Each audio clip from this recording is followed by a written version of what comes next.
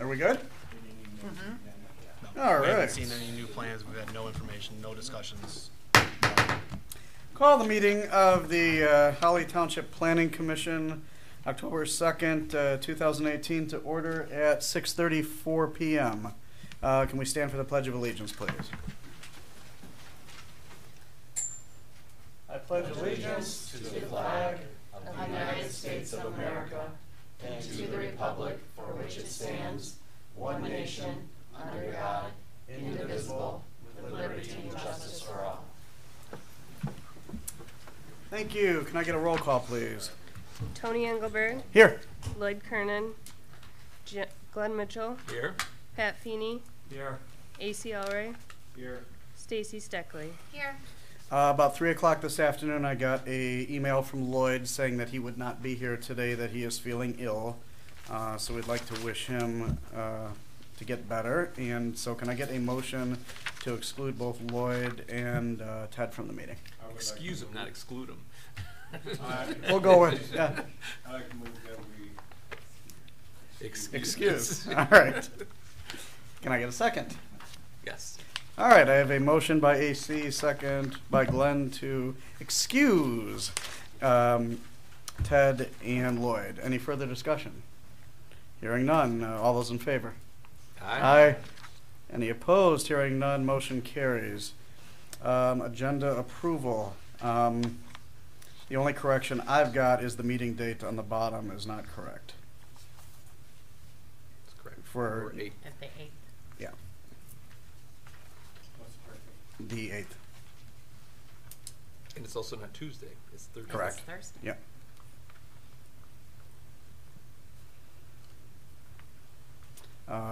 Can I get a motion to approve the amended agenda? So moved. Support. Okay, a motion by Glenn, support by Stacy to approve the agenda as amended. Any further discussion? All those in favor? Aye. Any opposed? Hearing none. Motion carries. Public comment for items on the agenda only. Comments should be limited to 3 minutes. If anybody has public comment on agenda items, please step up to the microphone and state your name and address for the record. Do I hear anybody for public comment?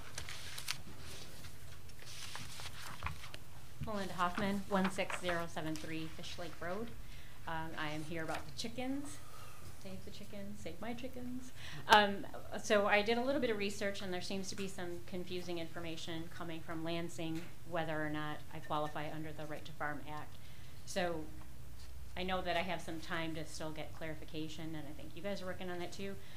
With that part of it aside, with respect to the current ordinance, I know that the village has already made their change. Obviously, it makes sense to also have it changed in the township. My request, and from my perspective, the chickens that I have are my food source. I'm a vegetarian. I only eat the eggs that they provide. So to have no chickens at all, I'm limited to what I can now eat and provide for myself. And then to have a limit on the chickens, it also will it'll create an issue for me trying to maintain my diet. If I only have 3 birds, that's not enough for me to have food for the week. If I have 6 birds, it's a little bit closer, but if I have a dozen birds, then it's a lot easier for me to just walk out the door, pick up the eggs, and have my food for the day or for the week.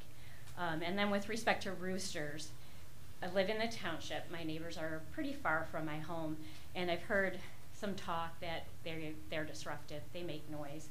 And my argument for that would be we live where we have 2 sets of train tracks that cross. They cross at all hours, they make a lot of noise. Would think that in the township so far from the city, the crow of a rooster maybe isn't really going to be an issue, noise pollution or aggravating neighbors or anything like that. And that's really all I could think of, or I don't know if I've covered it all, if that's enough. Well, Yeah. the good news is you get another bite at the apple at the end of the meeting if you think of something else. Okay, I have notes, so all right, thank you. Thank you. Anybody else for public comment? Going once, going twice. Hearing none. We will move on to the approval of the minutes of September 4th, 2018. All right, probably having to do the same issue with the date is under wind ordinance number 2.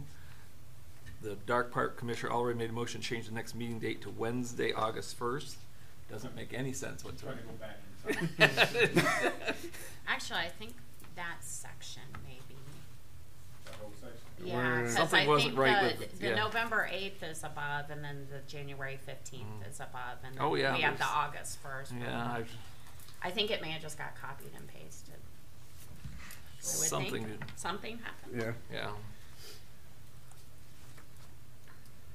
So, We probably need to wait and well, because the, yeah, it had to have gotten copied and pasted Mhm. because that motion has nothing to do with Just- the, yeah. with the ordinance that It's right was above talked it. about right Yeah, above I it. think it's just, Courtney, do you see where we're looking at? No. Page 3, right under number 2, wind ordinance. Oh. Yeah. So let's just, I think we just make that go away. yeah, I think it just needs to. The magic Yeah. of whiteout. Anything else? That was the only thing I noticed. Yeah, that was- You see? something under the reports. I don't see it in there where I had mentioned the MTA training that was today and had questions on if it, because it's on the same day as our PC meeting.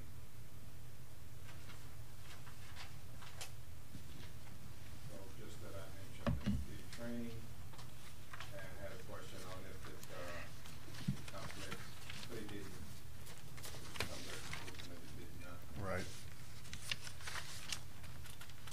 That was while Tony was talking. Didn't that come up while Tony was talking about the? Is it in there?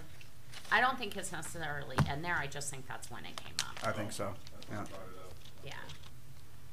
Just let the record show that. Pat, you got anything? No. Can I get a motion to approve the amended minutes? So move. Support. Okay, we have a motion by Glenn, support by Stacy to approve the amended minutes. Any further discussion? All those in favor? Aye. Aye. Aye. Any opposed? Hearing none, the motion carries.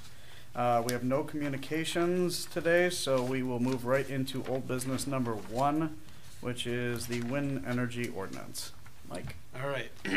So last month we had the introduction, right? We talked about the 2 different types of wind energy systems. You know, you have for on-site use and then for generation, for utility grade generation.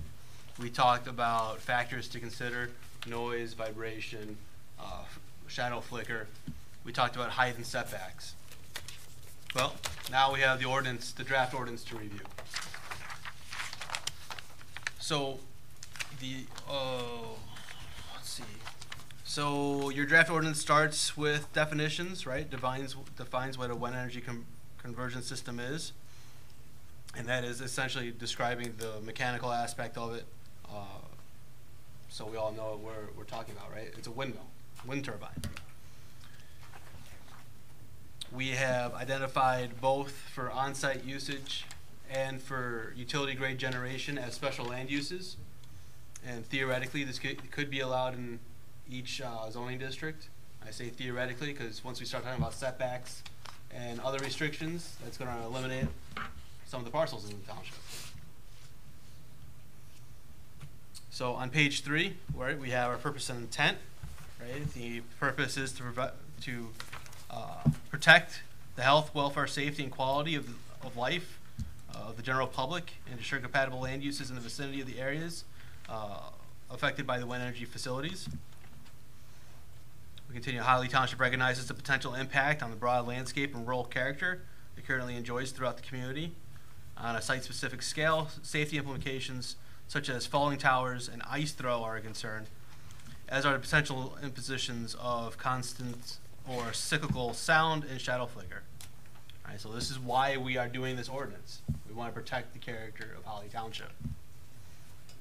So now we have some additional supplementary definitions, and these are getting into the technical aspect of what is going to be reviewed as part of the wind turbines.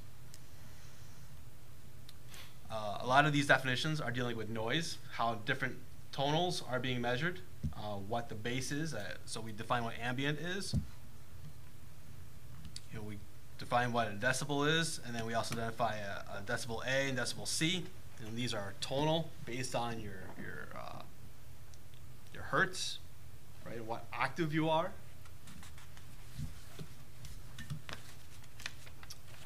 Lease unit boundary area. So it's possible that for off-site generation that this may span multiple parcels.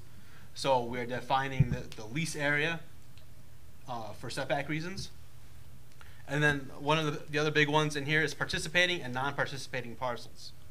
So participating parcels shall mean a parcel of record that is used, occupied, maintained, let, leased, or authorized to be used for any purpose of developing or operating wind energy conversion systems, including construction of improvements, providing access improvements, providing space for collection or distribution lines, or to meet requirements and regulations set forth herein.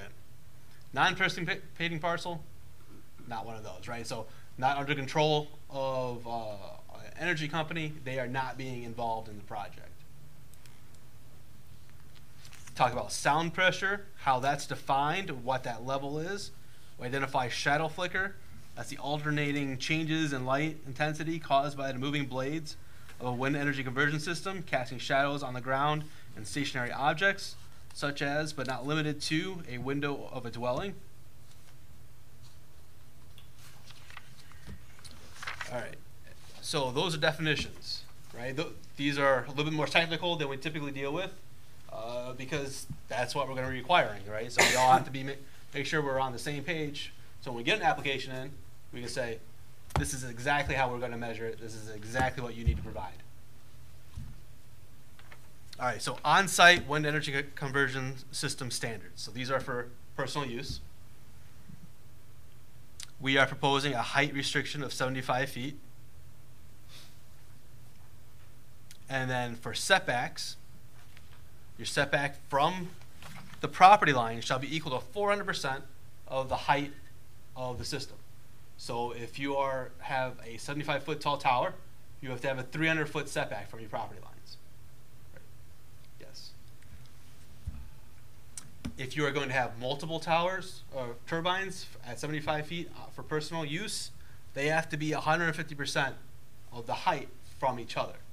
So this creates your fall zone, so they're not going to get a domino effect, where if one falls, they're all going to fall.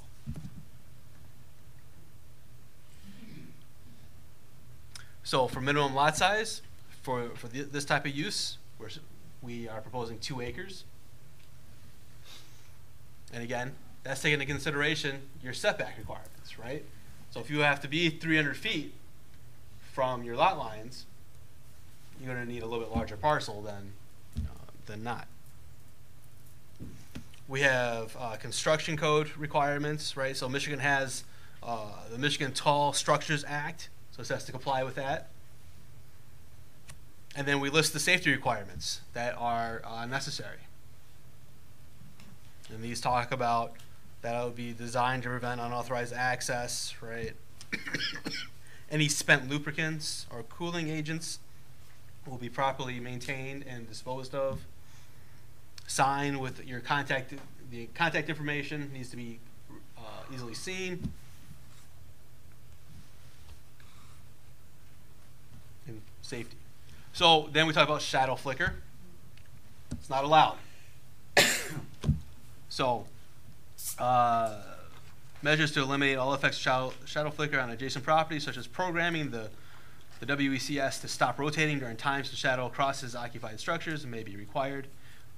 Then you have the statement, shadow flicker limit may be waived if the owner of the affected property owner submits for record a signed and notarized letter of acknowledgement that verifies the owner's understanding that shadow flicker at the residence or structure may result from installation and waives the township requirement for no shadow flicker on the property.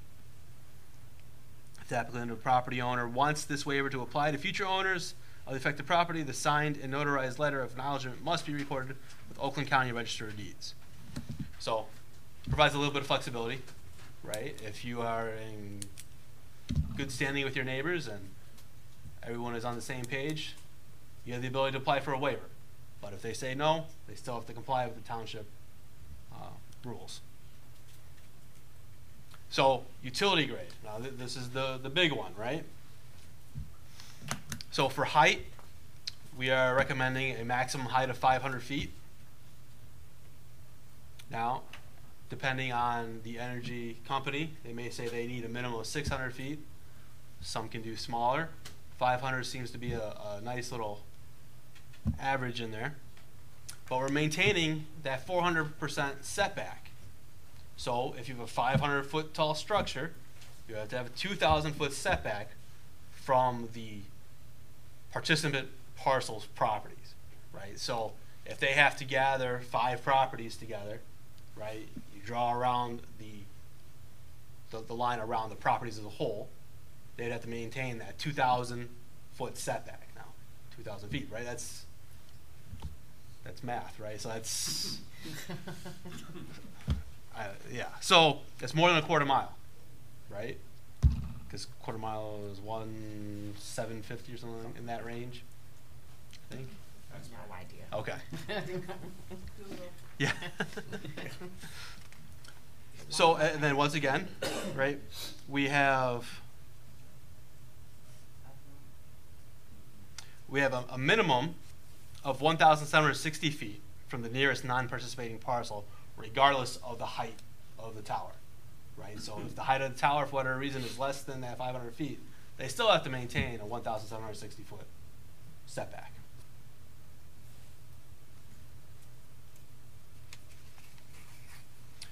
Then for operation and maintenance office building, substation, or ancillary equipment, shall be set back a minimum of 50 feet from any single property lines or from lease unit boundary lines and overhead transmissions power lines.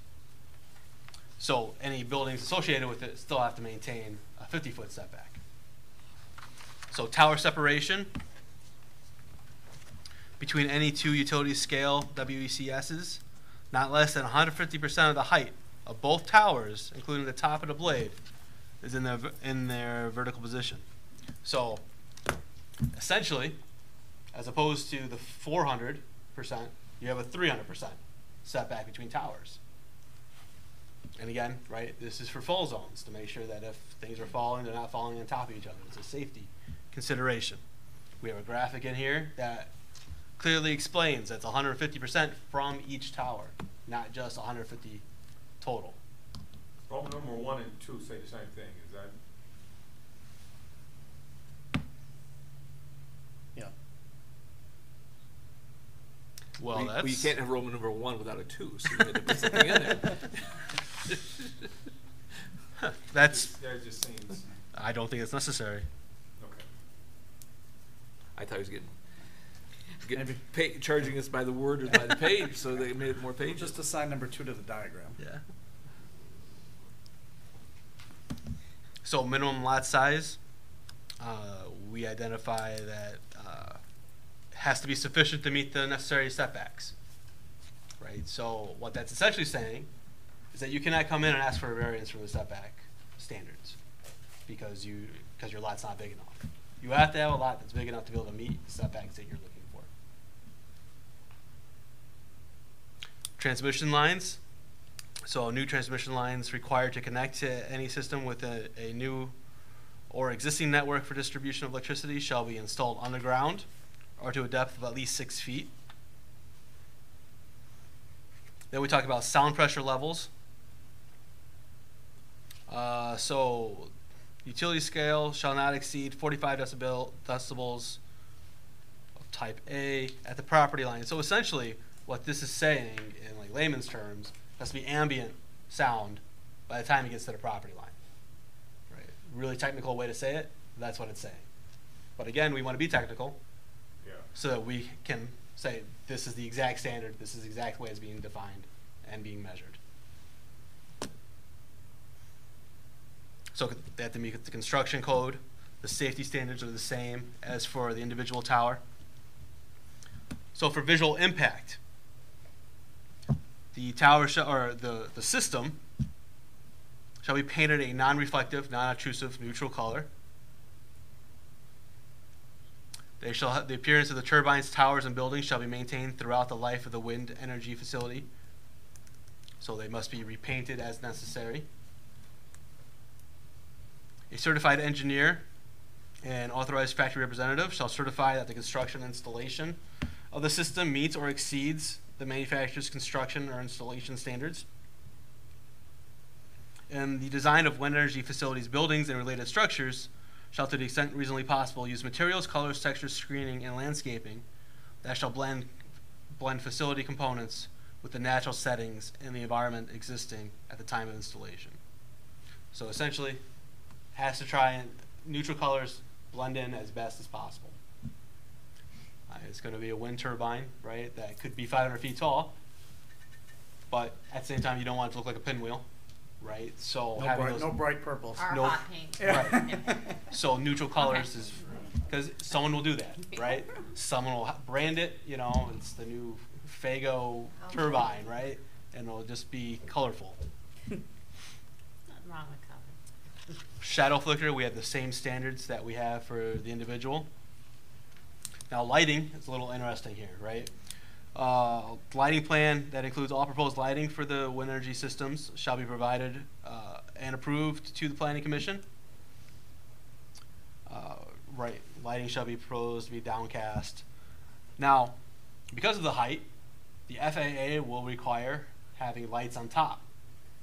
The newest technology, so here's what we say. All tower lighting shall comply with FAA regulations and guidance and shall be consistent with the U.S. fisheries. Oh, here we go. All right. Sentence before that. All tower mounted lighting shall be of the radar activated variety and shielded from view at ground level unless otherwise directed by the FAA. So what this means is that the light will be off until the radar detects an airplane within X amount of distance. And then that's when the light will turn on. But then there's also additional shielding that will be required so that those on the ground will not have to see the light, right? So some cell towers have those blinking red lights at the top, especially since, you know, we're kind of close to Bishop. This light will not be on 24/7. It'll only be on when the plane is within radar distance. Talk about interference to make sure that no communications are being interfered with by the tower. So any substations and accessory buildings will have to meet the requirements of the underlying zoning district, so setbacks, height, landscaping, etc. Inspection, so the township shall have the right of issuing any wind energy facility special use permits to inspect the premise on which it's located at any reasonable time. Then we go into decommissioning plan, right? So as part of their application, they have to provide their decommissioning plan. And as part of that, the cost for the decommissioning shall be reviewed between the operator and the township zoning administrator every 2 years. You have the ability to require the security bond, which is what we required for the solar energy. And so this is similar to that. Now abandonment. Now what's in this ordinance is that a period of 6 months. You may want to consider 12 months. That seems to be more the industry standard, but 6 months is aggressive. Reasonable conditions. This is going to be a special land use. So you will be able to take any put any reasonable conditions on the request based on site conditions. If there's a wetland, you know, on site, a reasonable request is that they have a setback from that wetland. But again, this provides that flexibility. So it's not just saying you have to maintain that setback. You have the ability to look at it and say, that setback, you need a setback there. Security bond, we're recommending 150% of the total estimated decommissioning and reclamation costs. And that bond would be reviewed every 2 years. If there's a transfer or sale, they have to notify the township. And then we go through the procedure for a site plan review. So essentially this is all the required information to show that they are able to meet the requirements of the zoning ordinance. And the last one here is the positive to defray the cost of hiring consultants and experts, protects the township from taking on any excessive fees. So additional requirements, right, before this one might be of interest, a copy of environmental analysis by a third-party qualified professional acceptable to the township to identify and assess any potential impacts of the natural environment, including but not limited to wetlands and other fragile ecosystems, historical and cultural sites, and antiquities. The applicant shall take appropriate measures to minimize, eliminate, or mitigate the adverse impacts identified in the analysis, and shall show these measures on the site plan. So, right, I think that's the discussion we've had a lot, right? How do we maintain the character of the township? You have the ability, and it's a requirement that a copy of an environmental analysis by a third party acceptable to the township is conducted as part of the review. So that's the draft. I am here to answer any questions. Pat, we'll start with you.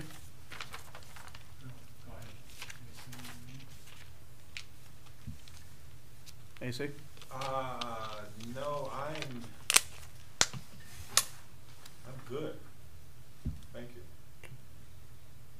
I've just got one, and then we'll go around. As far as that 6-month abandonment, I would like to suggest that if there's a way we can word it where perhaps if we deem it to be abandoned after 6 months, we contact them and then give them a period of time to respond before we require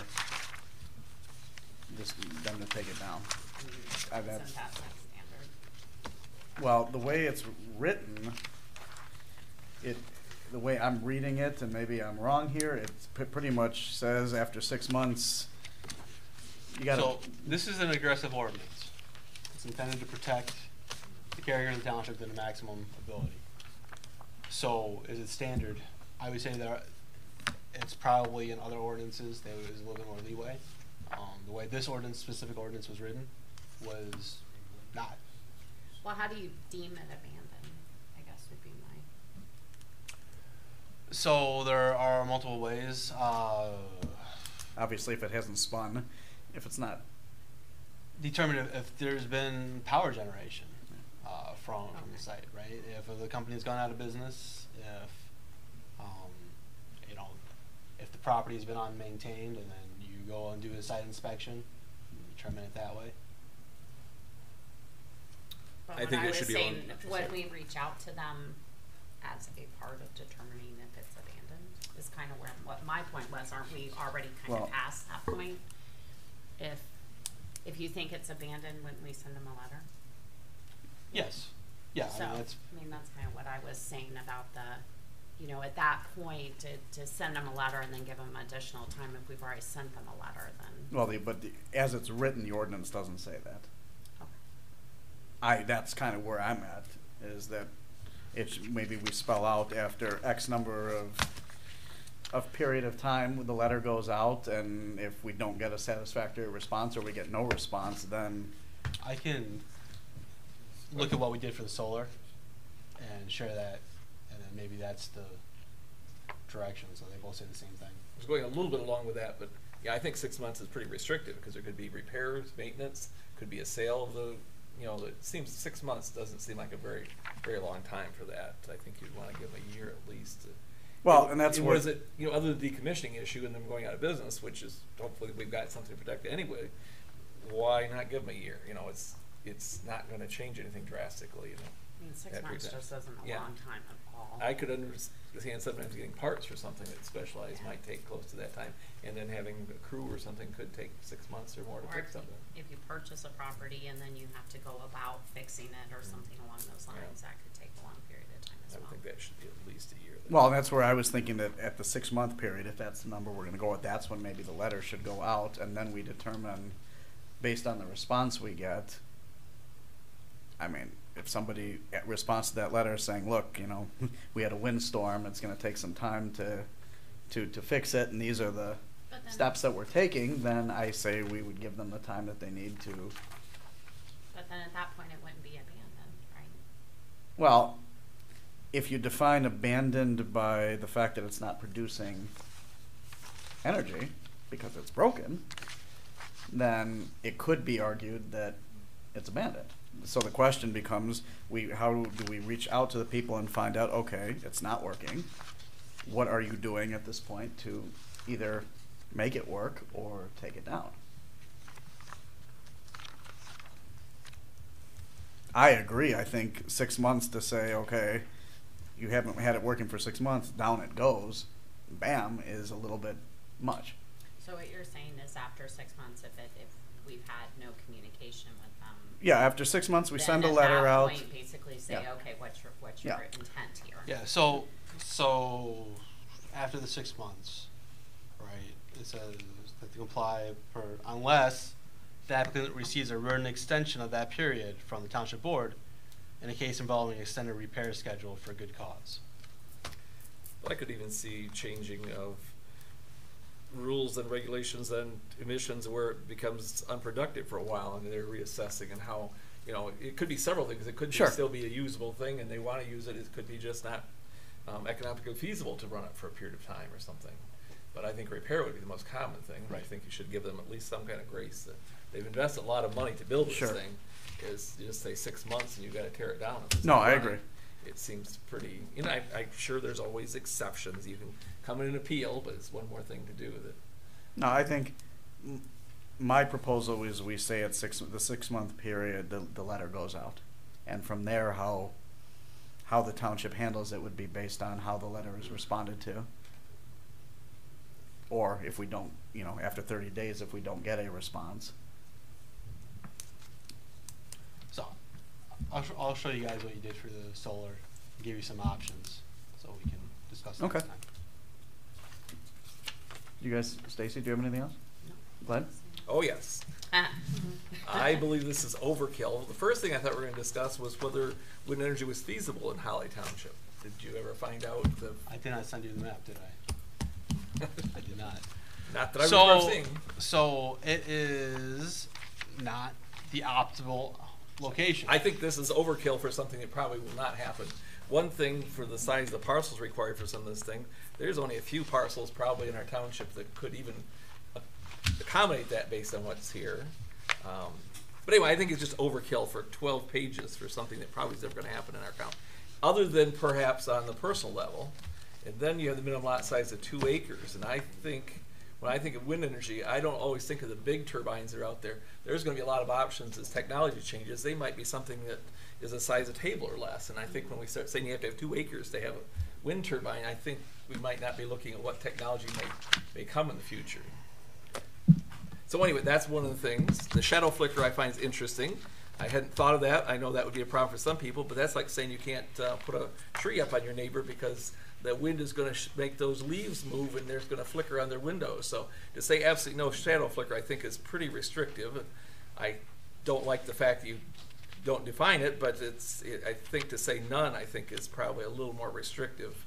Although I know you have exceptions if you get the property owner's permission, but sometimes that's very difficult to do. What else did I have in here? But anyway, I just, you know, I don't really oppose it. The big thing I think is if they're due is the decommissioning. I don't understand why we have 150% of what it costs to decommission. That's kind of a penalty for somebody putting it up if they actually have to put aside more money than would actually take it down, especially if you're reviewing it. I thought you mentioned it was going to be reviewed every few years, so that seemed kind of excessive at 150%. But again, I don't think we're going to see, especially any commercial in that township. So There it was just seems excessive to put so much in effect for that. There was, I believe, an interested party on one of the golf courses But for a is it commercial. commercial size. Yeah. On one of the golf. Why The, would you put a wind turbine on the No, golf course? a wind farm, because you've got a lot of open space. You got a lot of open space there. That doesn't take away from the golf course. No. The golf course is no longer. The golf course is not. I was gonna say, we Hey, don't wait have a any- minute. Haven't you ever been to a mini golf course with their obstacles? Yes, but that's not what we're Maybe talking the about. wind- Yeah. But yeah, no. The golf courses all over Michigan, abandoned golf courses all over Michigan, are becoming targets for. Okay, well, that one For makes wind sense, 'cause farms. you have it's already cleared. Yeah. Okay. So anyway, it's more of a comment. spent a long time on this, but for something that probably never happened, I just always hate to see a lot of rules and restrictions put in when it's not necessary. And I think we're overkilling this, but there's nothing technically wrong other than this. The 2 acres I still kind of object to. I don't think we need to say 2 acres if it's on the personal level. I think that should be reduced to Well, what do you acre. suggest? An acre? Yeah, or, you know, I think we're gonna see things that you won't, maybe you don't call wind turbines, but that's what they basically will be, but at a much smaller scale.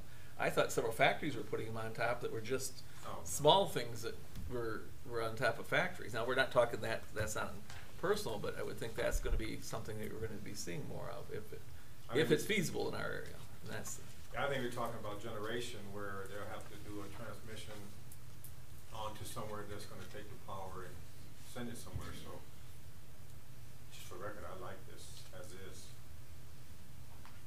Well, the next step today would be, I mean, we're not, obviously not voting to pass this or whatever today, but the next step for this would be to schedule a public hearing, at which time we can get input from the public, and I'm hoping some people who are interested in exploring this will come to that. And from there, we can look into making any adjustments. Based on what you're talking about, Glenn, I am going to make a note to go and do some research on what types of upcoming technology. I mean, granted, the fact we can always change it. Yeah. But you know, I've seen the small that almost look like the old-fashioned farm windmills on some people's hot properties, and obviously you see the giant turbines. I have not seen. Speaking of that, it was kind of cool. It was about 2 weeks ago. A train full of those. It's not the first time I've seen it. Came through Holly, and it is amazing how big those parts are up close. I mean, how long those train cars are.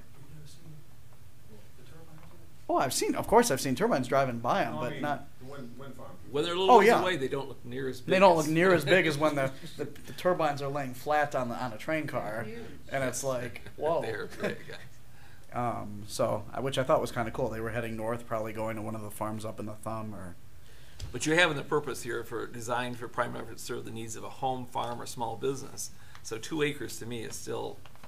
I know we're still thinking of big, but these may not be that size, and so I think that's what. I think that's pretty restrictive.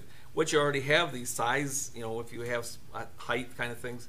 So I don't know why you need 2 acres in there, because it may already limit you based on the setback sizes and things like that. So anyway, that's my comments on it. Well, I'm going to make a motion, along with the recommendation to the board, that we do a little more. I'm going to make a motion that we set a public hearing for the next meeting on this, and ask the board members to do some research on upcoming and innovative styles of personal level wind energy. So that is my motion and recommendation. Can I get a support? I will support. Okay.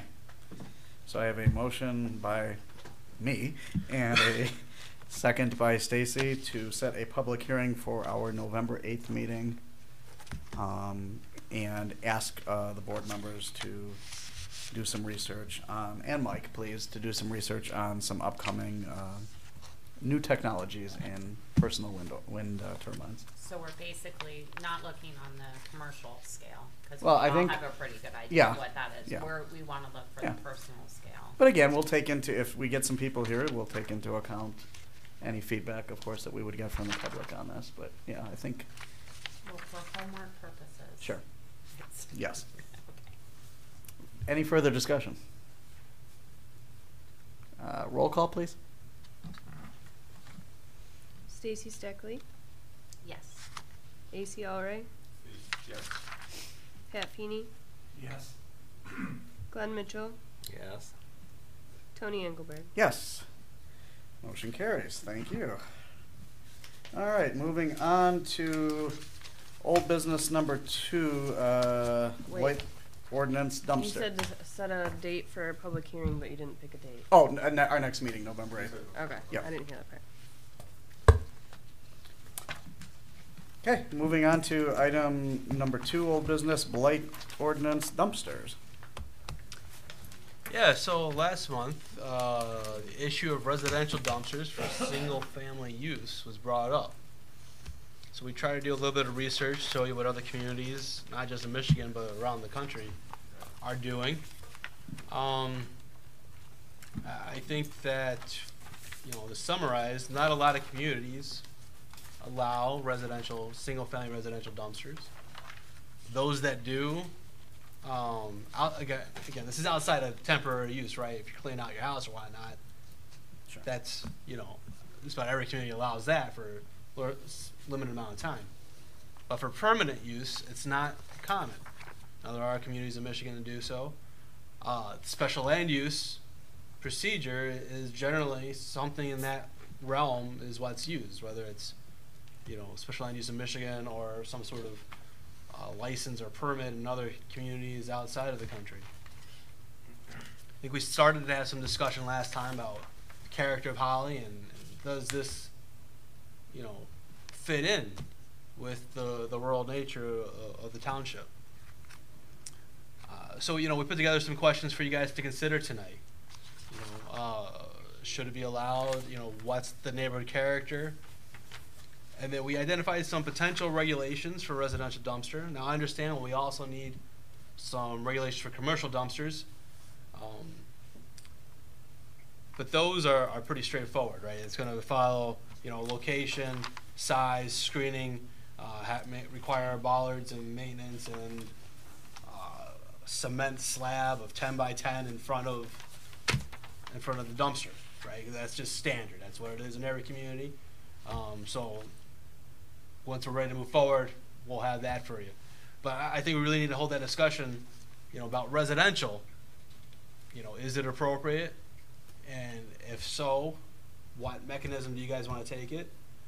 Again, right, if it's something that you do want to move forward with, I'd strongly recommend a special land use. I know it's a bit excessive, noticing neighbors and whatnot, but it is a change to the character. The questions you have, well, from a size of a dumpster, right, minimum of about 2 yards, about 4 of those big 96-gallon, trash cans.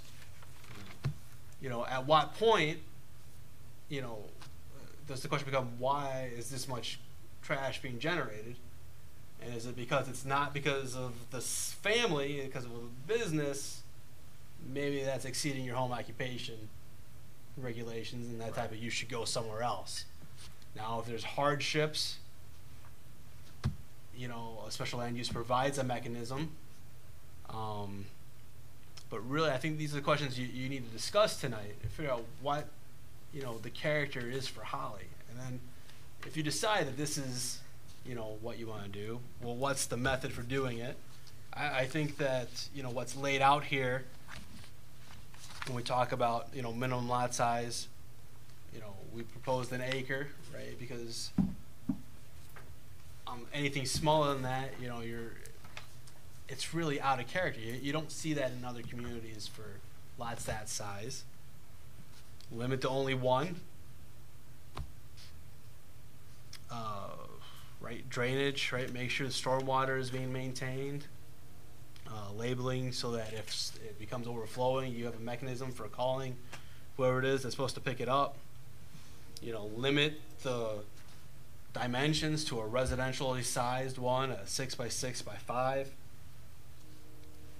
And then, what are your special land use requirements? How close is it going to be to the neighbors? Where are all their dumpsters in the area? How does it fit in with that specific neighborhood? And then, of course, being a special land use, you have the ability to, put other conditions on it as necessary. So it's not a cut and dry thing, right? I can't just say do it, don't do it. It's something you guys need to decide. Does it fit in with Holly, and is it appropriate for Holly?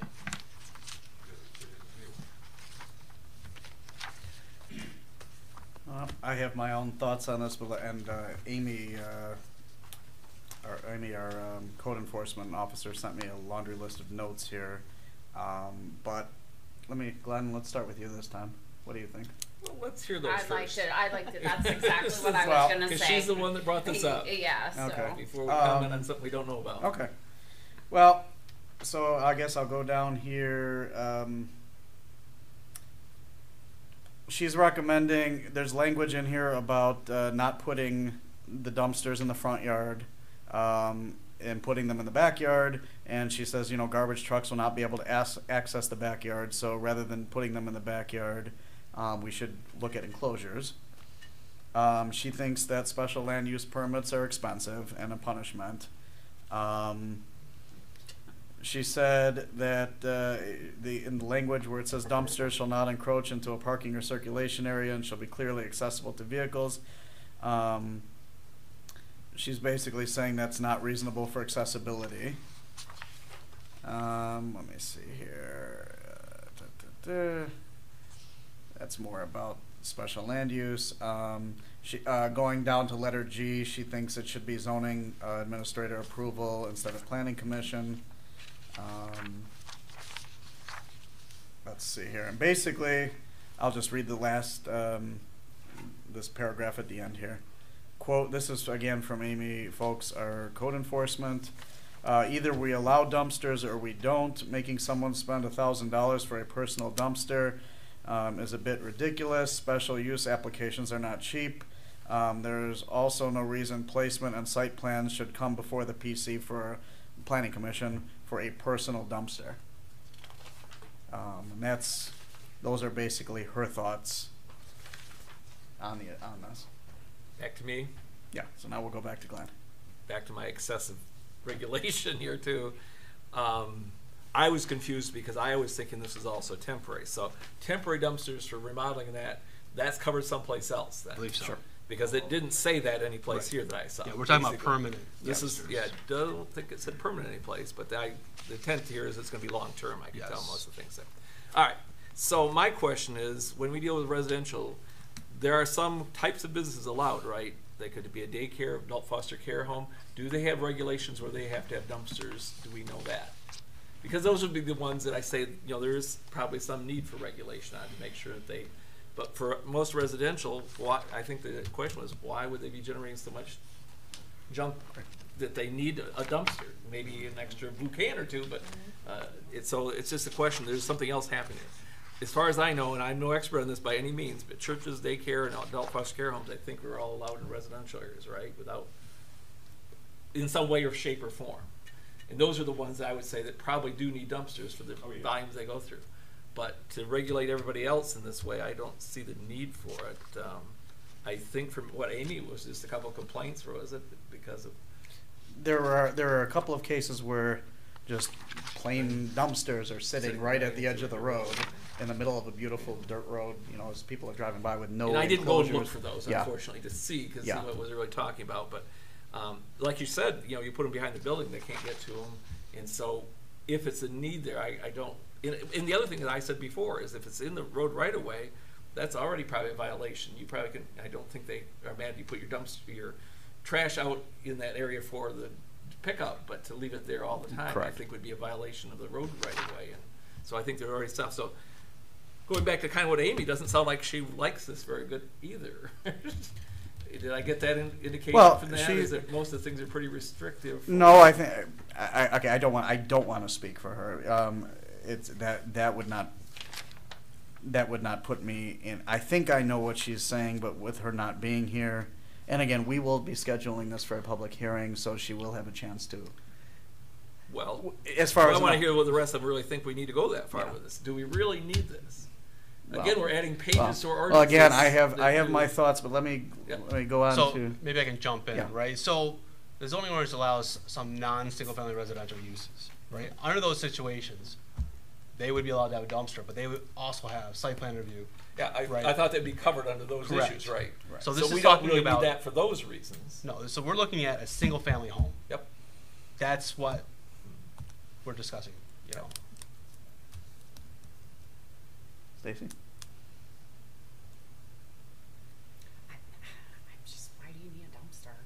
Okay. Is kind of where I'm at. I mean, I can, there may be, So, okay, if there is an exception to this, is there any type of solution in place? Like, say somebody, wasn't there a situation where somebody was taking care of their elderly parent, and they were saying that it was producing more waste? That's one of the reasons that one of these people.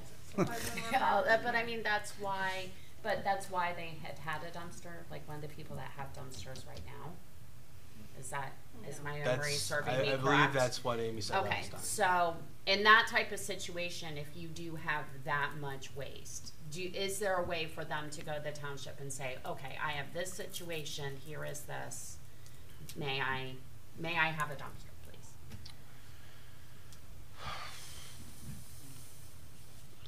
Because I don't think just So not technically, right, Yeah. you can always apply for a variance. I, as a planner, would not say that it would meet the standards necessary for a variance. First one, is it self-created? Yes. Right? And so how do you get over that, standard? Oh, I see your point. Like, you've chosen to take Right. care of said person. Without having it in front of me, what is the time limit for the temporary?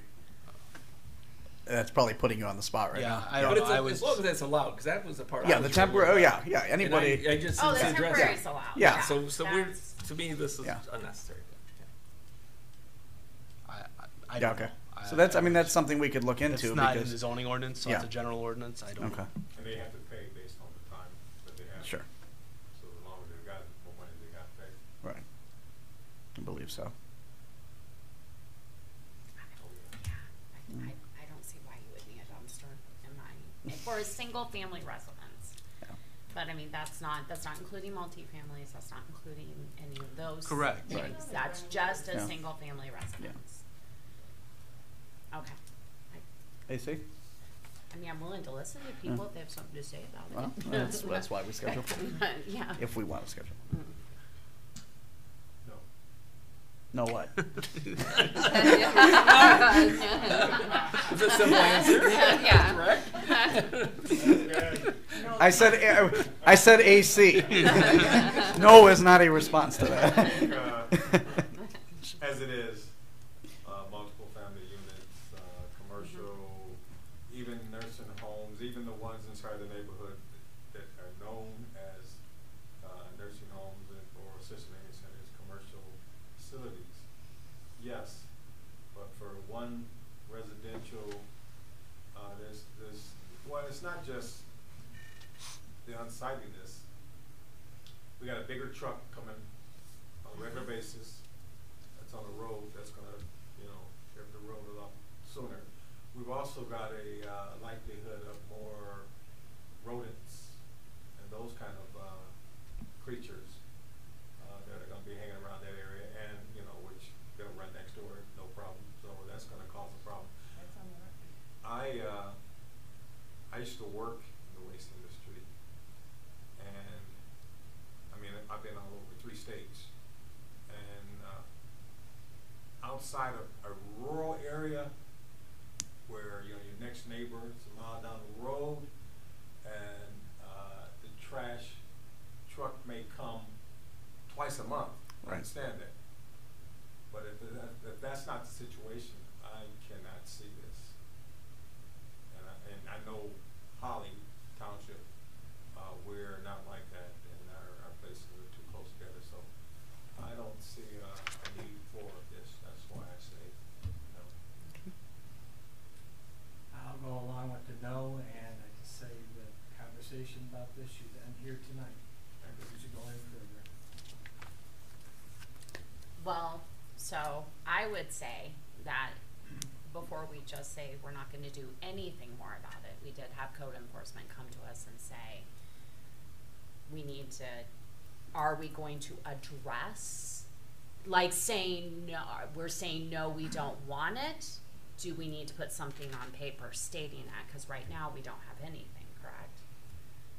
Which means they're not allowed. Yeah, if it's, Which means they're not allowed right now, I and think all of, she just yeah. wants clarification, Yeah. if that's what the Okay, intent 'cause- of the planning commission is. I thought she wanted us to give her the mechanism to be able to say this is Well, not if we allowed. don't authorize it, it's not allowed. It's not allowed. Right. Okay. All right, that's all would be my additional, is making sure Oh. we're giving her what she needs. Huh? I agree with your no, yes. Well, It's contagious. yeah, wow, this is impressive. I think we're all on the same page on this one. I went through this, and I mean the work that was put in for this, I think, was great. But the more I read it and the more I thought of it, you know, short of some weird situation with maybe somebody being homebound and just weird scenarios that I can't even think of, where, like you said, in that kind of extreme, they could always apply for a variance. There's why wouldn't, the question is, why would we allow it? And if we can't come up with answers for why it's a good idea, then it's probably not a good idea. Now, their option would be to have the regular cans and just double up on Yeah. the pickup time. Yeah, and since in the township, everybody except maybe in your neighborhood, or do you guys have Republic come in yours, or do you have, so you guys all pay for your own? Well, half of the subdivision is Okay. for it, half of it's village. For most of the township, everybody is independently contracted with their trash pickup. Unlike in the village, where if you want it more than once a week, I think you might be able to pay a pretty substantial fee for it. But in the end of the day, in the township, everybody makes their own choices for who picks up their trash, how often they come and get it, and that sort of thing. So I think if somebody is going to need trash pickup for the amount of trash that a dumpster would take, then rather than us allowing dumpsters all over the place, they're just going to have to bear the cost of scheduling a second pickup. And that's my thought. So I don't know if we need a motion on this, or we just take no action. And I mean, if we want to formally, It's on the agenda. You know, No action, leave it. We don't come up so with my rules. hesitation, right, is Amy is looking for clarification, Where's Amy? and she had another commitment this evening. so by, you know, making a motion, that's in the record and it's clear that you considered it and that you found that it's not appropriate. Okay. I don't know quite how to go about it, but Yeah. if there's a couple places, well, this is a couple places that do have dumpsters that we are basically saying they can't have, is there a way to nicely contact them and say you need to come to the board and explain why you needed the dumpster? Well, we could. Because right now we're doing it Yeah. without we contacting them could at we all. could go through the process of scheduling a public hearing and putting it on the agenda next month. We could. Yeah. But then, okay, so then are we gonna send a special letter to the people who have the dumpsters? Correct. Well, I don't necessarily think you need to go through the public hearing process, right? No. I think that I assume Amy knows the address of the homes that are, Would- have one. Would it be appropriate for us to table it until the next meeting? We and can let do that. Amy That's, bring- if there's you know, somebody Yeah. that give them notice to, Yeah. have a Right discussion. now, we currently don't allow it, and if they have some reason that they Right, want to have it. 'cause I don't think we're even, I'm not comfortable with this ordinance. I do not like it. And I, for the 3 or 4 potential dumpsters that are in our community, I'm in a way with Glenn here, where I don't think we need to be opening the door to allow it for a lot of people, Well, we should. just to satisfy these. We could. I don't know, and I wouldn't even feel comfortable grandfathering them in, especially in the case of the 1 or 2 that are sitting on the side, right on the, I mean, literally, smack right on the side of the road where you would see trash cans parked once a week. You go around the curve, I don't remember what road it is right now, beautiful tree-lined road, and bam, there's a dumpster. But I think they're violating other rules. Oh, I'm sure they Yeah, are. So, Yeah. We don't have to. So I would motion to table this until the next meeting, and then if there's any discussion that anybody comes forward, we can go further if there's something. And Amy would be, hopefully you could be here as well. And I Okay. would support. I like the idea of giving these people a voice if they choose to use it. Yeah. So, Okay. yeah. So we have a motion to table by Glenn and a support by Stacy. Any further discussion? Take a roll call on this. Glenn Mitchell, Yes? Stacy Steckley, Yes. AC Allray, Yes. Pat Feeney, No. Tony Engelberg.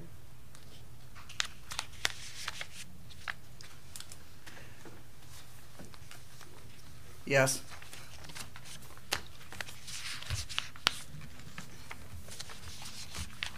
Only, and I'll just add for clarification, only because I am somebody who does believe that the citizens' right to be heard is something that's important. So,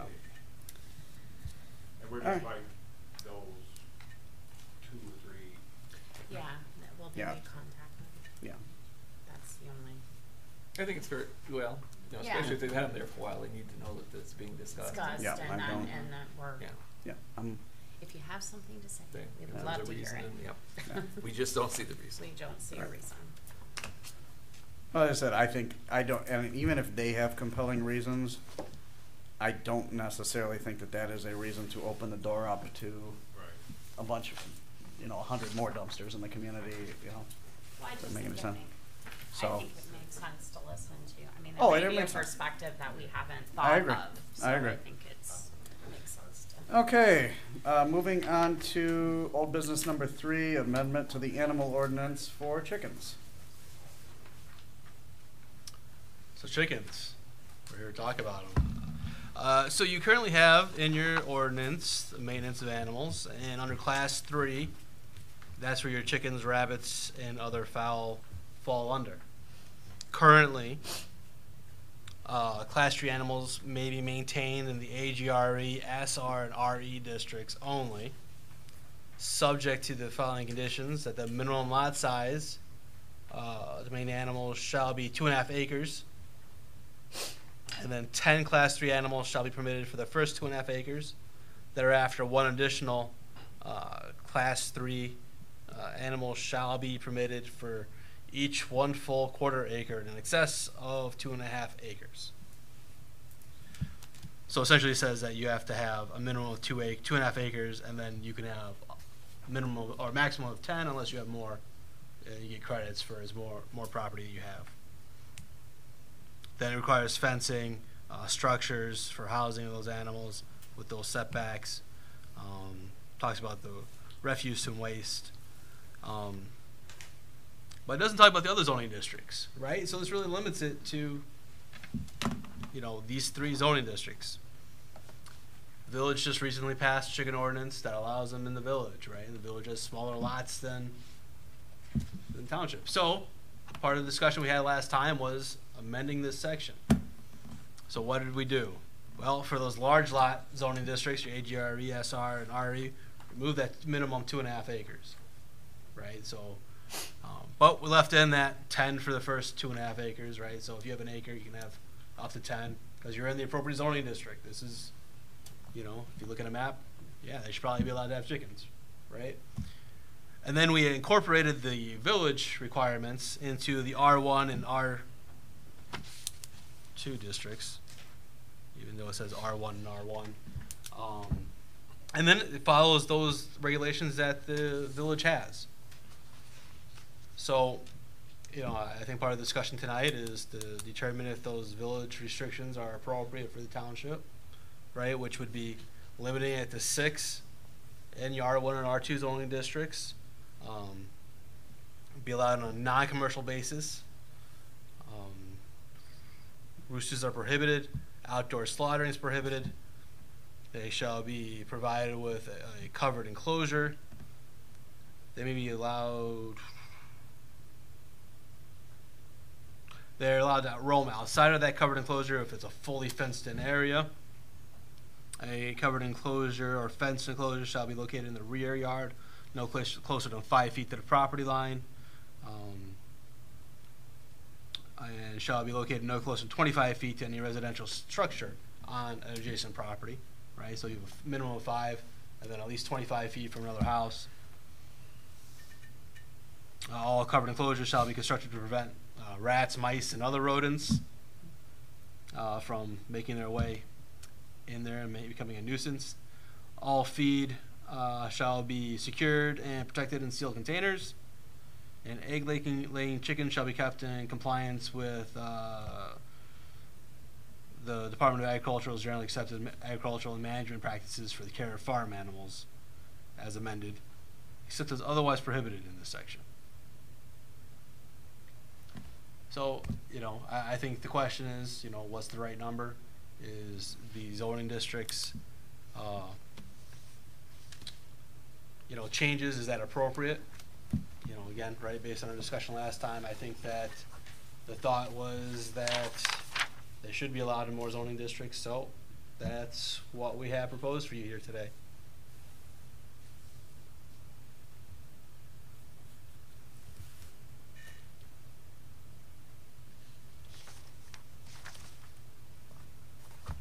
Glenn? Oh, you're gonna start with me. Well, Boy, I mean, you're brave again. you are the. All right. Again, I think this is pretty excessive. Melinda talked, I thought, very good today about chickens. Chickens are something I've always liked. Let me back up. Class 3 animals, are we talking anything besides chickens? Are we talking about other things like turkeys and geese and that, or are we just talking chickens here, by the way? Rabbits? Rabbits are included in this? is So a you're class limited 3. only based on this 6? Hold on. So this is section. I don't care for most of the red language. I think it's already covered, but I think we just need to add that in residential areas it's also allowed. When you have 6 chickens, to me, they're pets. 10, 20, 30, to me, is still something that's very doable and it's fairly small lot size. You see probably 10,000 chickens in a, not that I agree with it, in buildings that are on a quarter acre or something, because they are potentially can be pretty tightly packed together, and still, if proper care is taken, they can be still, you know, maintained that way. So I don't think we need to put this many regulations in on it, but I think we need to allow more, and in residential areas. Just reality is going to happen. We're going to have fights over it if we don't allow something like that. So I think it's good that we're being proactive. It really came up because they weren't allowing any. So they're trying to do something better, but they're only saying 6. So that's my point on that. So I don't think most of this red language really need. It talks about maintaining places, maintaining the property and the setback. I think almost all the stuff in the red really isn't outdoor slaughtering with chickens. I don't know where we're going to put you can't do your deer in your backyard. You can't do other things like that. I don't think many people will in the first place. I don't think it needs to be said. I just think most of the stuff that's in red really isn't necessary other than allowing more chickens, and I would probably say 25 chickens. And you're going to ask me in a few minutes, probably about roosters. So hens are much quieter. Unfortunately, roosters do make noise. Roosters make noise any time of the day or night. They can be disruptive somewhat, but we are in a rural community, I'd like to say, so I really hesitate when you say you can't have any roosters. But I do know they could be annoying to somebody, but any place in this township you can hear railroads, and I don't think we can legislate that sound away from us. So I thought it was a good point. I've mentioned that before about when people, motorcycles, I go past on my property, we could be almost a quarter mile from North Holly Road, and you still can barely talk to somebody when the motorcycles go by, and we allow that. So I think a few roosters, I don't think we should be limiting that either, but I know they can be annoying to people, but I think like anything else, you do get used to it. And I think there is some property rights we should have yet. So I could understand not allowing roosters, but it would be nicer if we did allow some. Okay. Stacy? I actually agree with Glenn on this one. Maybe a first. When I think about a rural community, one of the things that I think about is being able to have more animals on your property. And I think that if you're not looking to have any exposure to animals, then you would probably likely buy somewhere more in the village or somewhere in the city. I agree. I think that a lot of the red language is not necessary. I do think, I even would say that the 10 for the 2.5 acres is kind of, I don't necessarily agree with. It's just a matter of we need to assign. We don't need to assign a number to it, but if we are going to choose to assign a number to it, I do feel it should be higher than that. But I think that having all of it be consistent the whole way through, I think would be appropriate. On the roosters, I personally don't like chickens. And I would not have them, and I would be one of the people that would find a rooster to be annoying. But the other side of that is if you have if it is kept within, how much are you really going to hear it inside your house, I guess is what I'm trying to say. If you're out on a more rural, in a more rural area, I think you definitely won't hear it. I think that if you have a half acre or above, I think you probably won't hear it, and to the point of where it's going to wake you up. But that's my personal opinion. I can understand the reasons of putting the language in there for roosters. I would say instead of saying none, maybe put a limit on them. Because what about, it is my understanding, I don't know a ton about chickens, but it is my understanding that when you get the chicken, you don't necessarily know what it's going to be when it's just a little chick. So what are we going to have them do with the roosters once they get them? So, Not slaughtering in your backyard. yeah, it would appear you are not going to be slaughtering them in your backyard, and that's my opinion. So, Pat? Before you go, Pat, if I can just jump in and give what the definition of a Class 3 animal is, since I finally Yes. found it. So Class 3 animal means rabbits, which are not maintained or kept as domestic household pets, animals considered as poultry, animals considered as wildfowl, such as pheasant, quail, geese, or grouse, and other animals weighing less than 75 pounds, not specifically classified in this definition.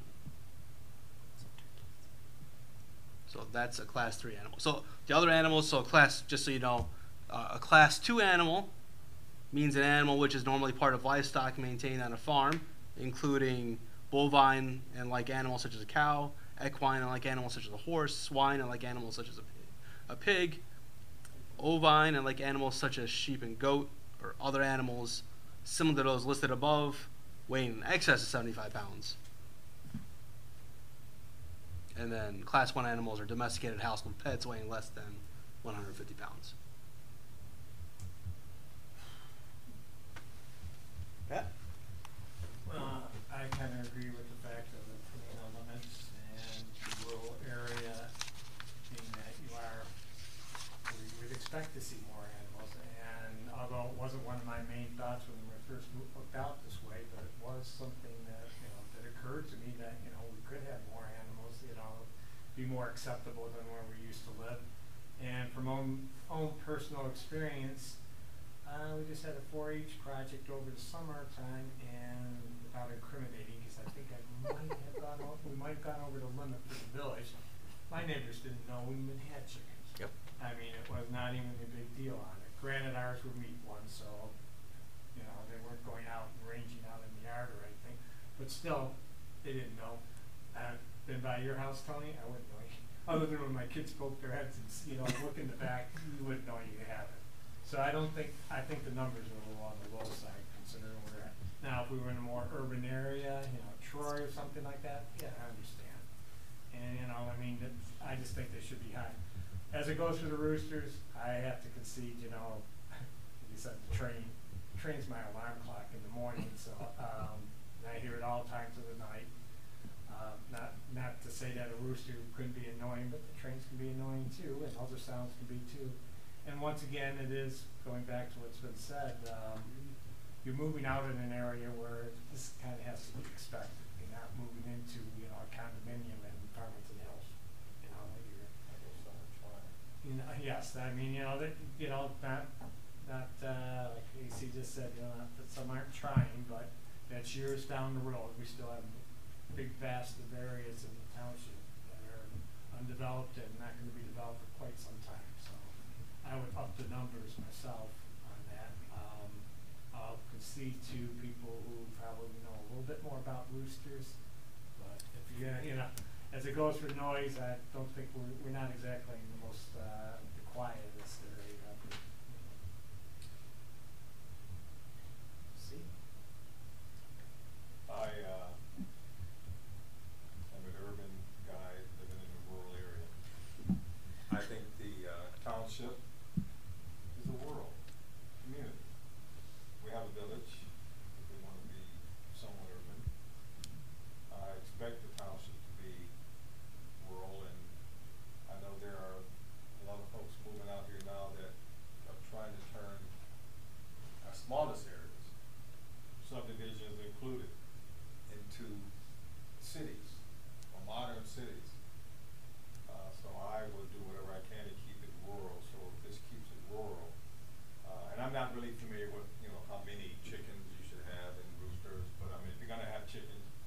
can't have roosters too. That's just the natural order of things. So I'm not against this. I think I'm happy with it. That's it. Thank you. Hopefully that made some sense. It did. Yeah. Well, I'm going to agree on some parts, disagree on others. I would up the number to 10 per acre, starting with up to 1 acre, 10, 10 animals, then go up from there.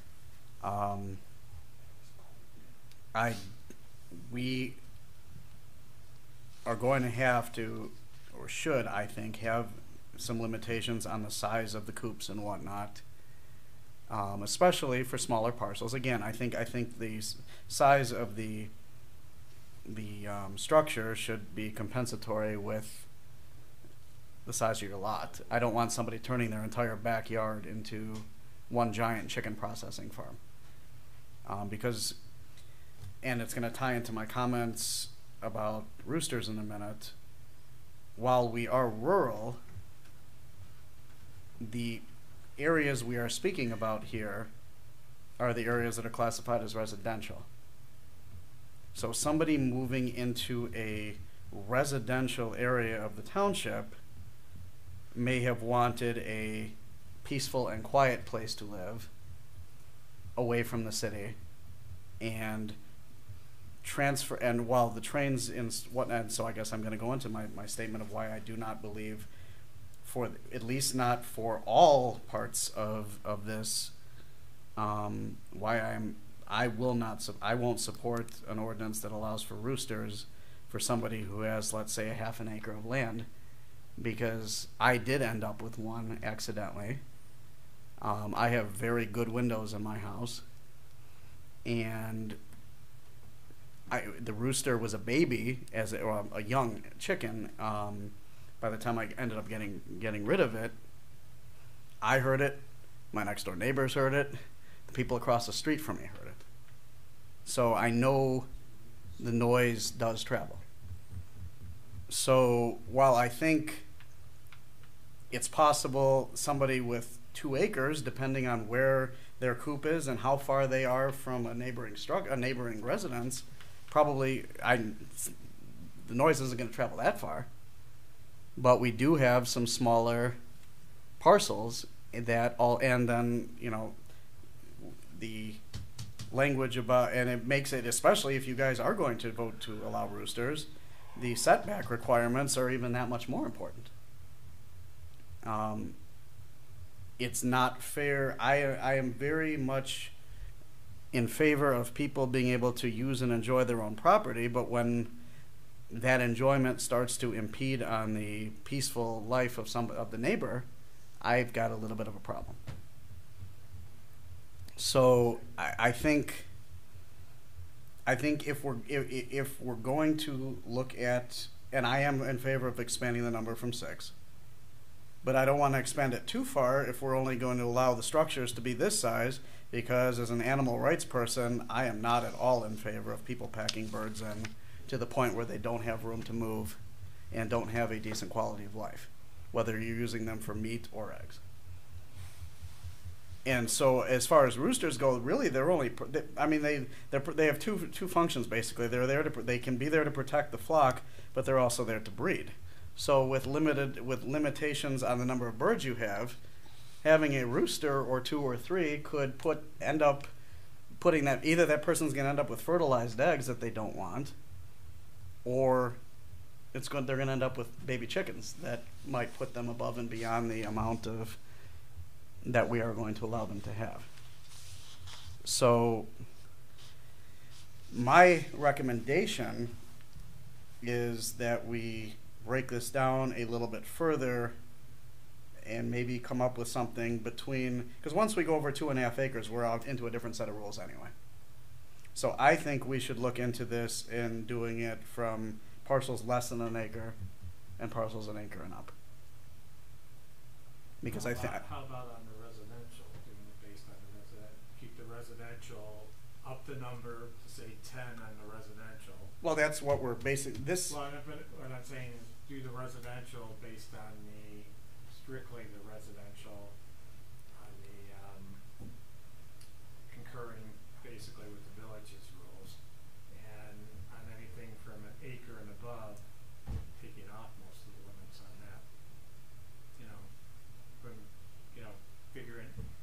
acre up, you're starting to get into where you should be able away from property lines and that Right. coop and that, you know. Okay, half an acre, yeah, you could be in a subdivision with a half an acre, I suppose, you know, or in a residential.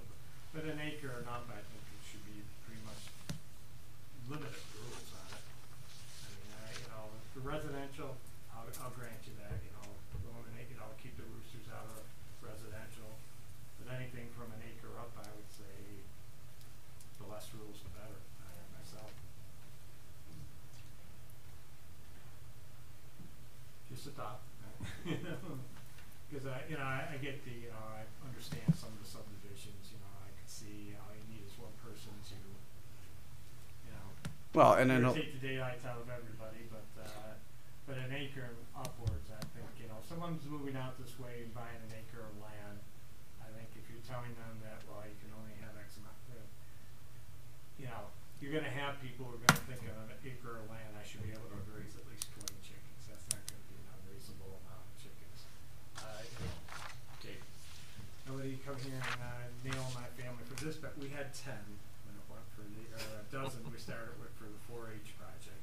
And quite frankly, like I said, neighbors didn't know, wasn't really a big concern on it, and it was not something that was very encumbersome of our household at all to do. Now, granted, they weren't legal heirs, so I mean, they're not there, that I can't speak on, but I'm just saying that people who, such as the individual we have here, they're interested in maintaining on a proper basis. We're not gonna have anybody coming in here, and slaughtering them to take down to the market or something. This is all personal use. So I don't think 20 or above on an acre, and above is gonna be anything that they couldn't handle.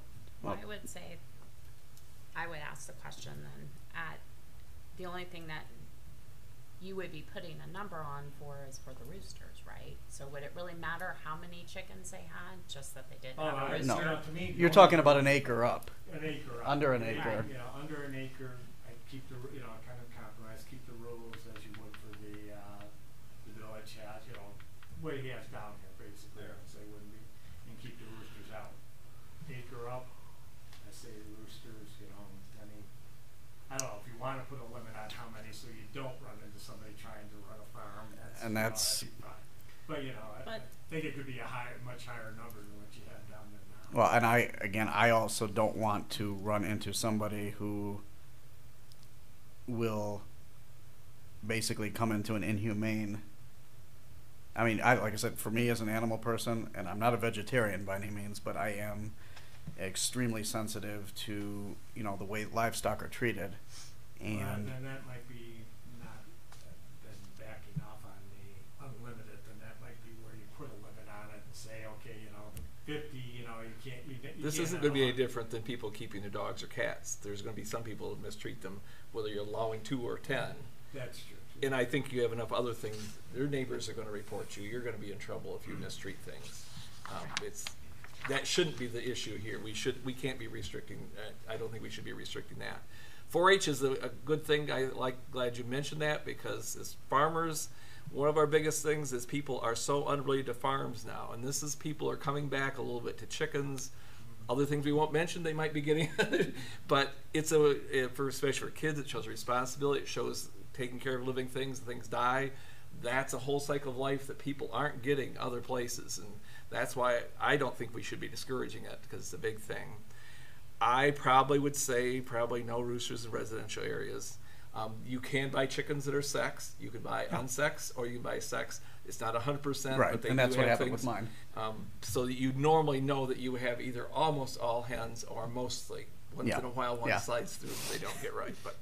But if you buy unsexed, you'll have about 50% of each, so you'll have lots of roosters. Yes. Right. So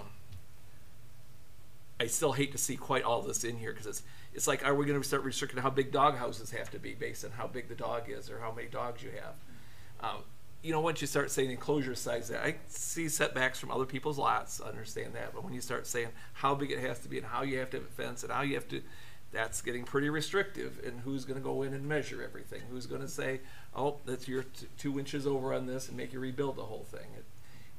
Well, we have to have some reasonableness in these things, and just because we put a lot of words in doesn't always make it better. We already have some regulations as far as people putting secondary structures Mhm. on their property. So- And so if they get, and this may, and I guess I'll ask for clarification. I think up to a certain size, you don't have to go and go through all that. So I don't know if But this. then we're remeasuring and everything for this. Well, no, Yeah. so the question is this number here butting up to that point where you would have to normally go in if you're building a secondary structure? So I think the building code says 120 square feet is when a building permit's required. So this is 40 less for the. So bottom line is, if somebody wanted to build a coop bigger than 120 square feet, they'd have to come in. It's either 120 square feet or 200 square feet. Okay. One of those numbers. It's 200. Doing. So, okay, another question. You said you had 12. Was your coop, that's not inhumane. I mean, you're in the village, right? So if you had 12, how big did you just have a standard coop and then? Homemade, basically, and Okay. it was, you know what, I really couldn't tell you what we did with the measurements, because basically, when I looked at it, I say half of a two-car garage is what I basically used. It was That's just bigger than different mine. measurements Okay. of Yeah. The like coop 12. size would basically where they would roost. Yeah. Really doesn't have to be very large. It's No. really more They're the running pen area. size. Yeah. would be- And- And so that's why when you get into all this stuff, you're starting to. And meat Get birds are less, because they're bred to Right. for meat. yeah, They're yeah. much less active. Can be. Let me rephrase. Can be, depending on, a lot of it has to do with the breed too. Mhm. Wow. But generally, meat birds are less active than egg-laying hens, because they're fed a diet Right. that is to plump them up. So, Oh, yeah. right. Okay. So I would suggest 15 hens for the residential area and up to 50 chickens for the other zoning districts. I would be comfortable. And no roosters and. No roosters in R1. 15 hens and no roosters in R1, and then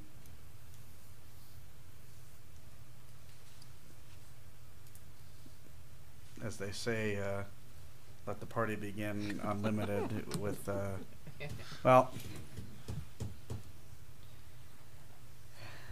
the unlimited scares me, but I don't have a number to throw out there. Yeah, I mean, I can see the reservation, because you could have someone thinking, you know, we could be back here and it's like, well, you know, they started their own little farm, Yeah. chicken farm, and it's like, well, that wasn't our intention. No. Well, that's what you did by not putting it Isn't on. it all for personal use? Karen? No, that's a good point. I'm concerned about, you applying it to a zoning district, because we have, in R2, we have 5-acre parcels, 10-acre parcels, so you're limiting people that have a lot of property, even though they're zoned that. I think you should consider it an acreage size, because that's Like the 1 how acre you and under. maintain, yeah, like Glenn was saying, that it's about the size of their. You speaking about their roosters, pen. or what are you speaking? Well, and I have a personal comment, I was gonna wait till the end. I'm 5 acres away from a rooster that wakes me up at 3 in the morning. So you know, I mean, and I had roosters, I had 8 acres, and I had roosters, and I never got used to them. Oh, that's just, no, and you know, like I said, truthfully to me, I'm so I think it I have should no be idea. acre Yeah, really based yeah. instead of Yeah. zoning. Yeah, I mean, That would make some we'd sense, have the yeah. same effect. Cause we could have an acre lot in an AGRE district. Right, And, I mean, I don't know how you could regulate based on a zoning district. Yep. well, I would say, and I kind of agree with you. I would say, at least if you're living in an AGRE district, being woken up by farm animals would be expected much more. Yeah. Expected, yeah. Right, much more than if you are in a residential district where you would not necessarily, like I said, people move out to Holly Township, some, for the peace and quiet Oh, yeah. of the country. Now that comes with some caveats depending on where you live with the trains, and some parts of the township get it and some don't. I-75 makes a substantial. I-75 makes some noise, yeah. Green Tall Road and North Side Road make a lot of We noise do too. it by acreage. We So- can agree on that. Would half acre then for 15, or is that would be a normal, relatively small lot size, right? I thought 10 per acre would be, because that means somebody with 5 acres could have 50 birds. That's the number I kind of had in mind. I mean, I can listen to 15.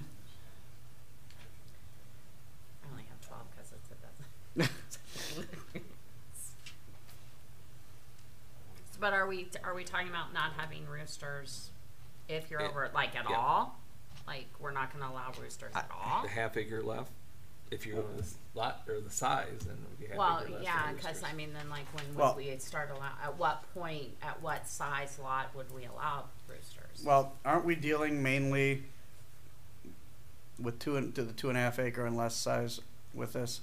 I mean, that's kind of where, because above 2.5 acres you can have chickens. So But it's based what you on have in zones front right of you now.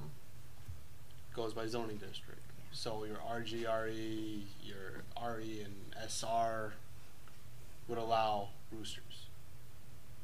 Right? And so we're saying for the first 2.5 acres you can have 10, which obviously it sounds like you guys are willing to bump that up. Yeah. But what's written is, 10 for that first and then 1 for every quarter acre you have thereafter.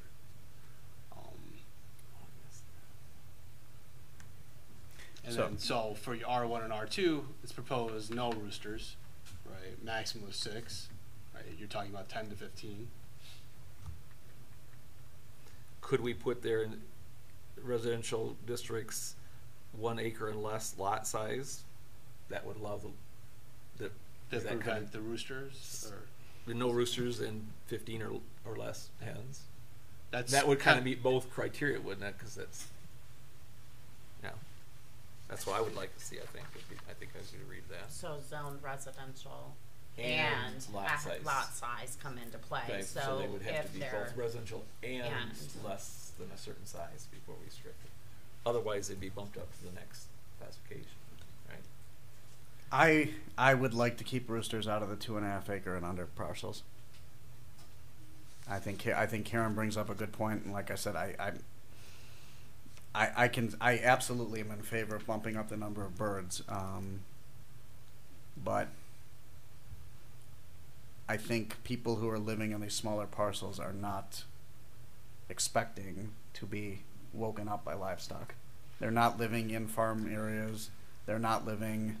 So the sandhill cranes that fly over 6 a.m. in the morning, That's different though. Are the dog? Because The dogs that well, bark. if a dog is barking and making too much noise, the police can be called. And we know a rooster is going to make noise. Can't put a muzzle on a rooster. And I think Glenn was the one who said, and he's right, they do make noise day, night, Day or morning, night, it yeah. doesn't matter. If A another dog rooster crows- you can bring inside if he's noisy. You bring your rooster You, inside. I got, Just because you choose not to doesn't mean you can't. Actually, I did. When I was living in Indiana, I did have a friend who had a pet chicken. I'm sorry, she was a pet duck. And she had the duck basically litter trained. Lived in the house. Strangest thing I'd seen in a while. So, why do what? On the other side of that, Karen had also mentioned, just using you as an example because you spoke, that the rooster was 5 acres away and she could still. Right. Well, So your property is zoned what? Just AGRE. okay, and that's. So why don't we? I mean, we're gonna make some changes here, obviously. Why don't we schedule? This is a great issue to schedule a public hearing, I think that's a wonderful idea. and let's get. How many hours are we going to schedule this for? Well, I think Fenton's one. I almost say we should schedule it as a standalone situation, just because I don't know what to expect. I have heard and seen some of these that have had 5 people show up, and in the case of Fenton, I think they had standing room only. I can tell you, Well, I know Ortonville people has know. been an ongoing discussion where they've had Where? Ortonville, Oh, hundreds, Oh, right? yeah. Hundreds of people Orton. signing petitions because village council decided to prevent them Chickens all together? Yeah. altogether. In Ortonville? yeah, Ortonville. I know, surprising. And Wow. hundreds of people. I don't, Ortonville Yeah. is only 1,500 people to begin Yeah. with. So that's been a huge ordeal. I don't think we'll get that because I mean clearly we're Don't clearly think that, but no that I mean is- because clearly we hope are we do. we're going to I'm just saying. we're going clearly I think we're moving in the direction of doing something in a In my experience, people are very passionate about chickens. I think Glenn brings up a good point. This type of discussion would have the opportunity to go a little long. You may want to consider having another discussion at the next meeting and setting up the public hearing for. Get it better defined from what we have here, Yeah. because I don't think Right. we agree on this Some of the things before we have a that- hearing Yeah. on it, Maybe we could do it along with the mobile home park and just spend the night. Have dinner catered in. Maybe that would solve their problem. Yeah, I think if we have something maybe a little bit more clarified and then present it to the public, that they can see it, and So, have something so else. what I've heard tonight is let's forget about the zoning districts Do it by and acre. focus more on By acreage. acreage, yeah. Acreage. We want to consider limiting roosters on smaller lots, but allowing them on larger lots. And then increasing the number of chickens allowed to a minimum of 15 for your first acre, and then maybe have follow that quarter acre. You can have additional one for, or at some equation, right? How about To just by acre? Who's gonna be the chicken counter in the township? I mean, Yeah. well that comes down to report if So- somebody reports that there's chickens running around so then when you look through the ordinance, it talks about agricultural uses, right? And poultry is one of the uses that's listed as a permitted use. But it refers you back to this section of the ordinance. And so when I read that as the intent is you don't want to have a large scale poultry operation because that's not necessarily. It's not gonna happen. We're not in Arkansas, we're not down where they can make it Don't productive, they say can't that, make you it. don't know. you don't know. Oh, yes, I do. No, we don't know. Yes, you can't make money at chickens, I can guarantee you Well, that I at large didn't say, scale. but we didn't say much. Well, you're, So- then it's gonna be at a large scale. So when I look at why it was originally written as it is, right? I think that restriction of one per every quarter acre thereafter is the limit, large scale production. Now, regardless if that's still valid or not, maybe that's a discussion to have. But it might be helpful for you guys to have a zoning map to look at, at the next meeting, right? So you can see, I can highlight all the acres that are larger than an acre, right? So I think once you see that, you're going to realize we're not talking about a large population of the township to begin with. So I think getting back to that visual representation, what parcels are actually going to be affected, I think that'll help your discussion. So that's sort of the direction I'm going in, and then we can follow up on it next month. Yeah, and you just wanna- go ahead. Oh, I would just want to mention, a little off topic, but right to farm. That's being mentioned a lot. I'm big involvement in Farm Bureau. In right to farm, farmers take that very personally because it's protecting commercial farms from people saying you can't do this anymore. And so they never intended it, and they don't really support the small animal. Not that we don't have sympathy, but they don't want to get basically endanger something that's protecting bigger farms by being too much support in these small rural, urban farming thing.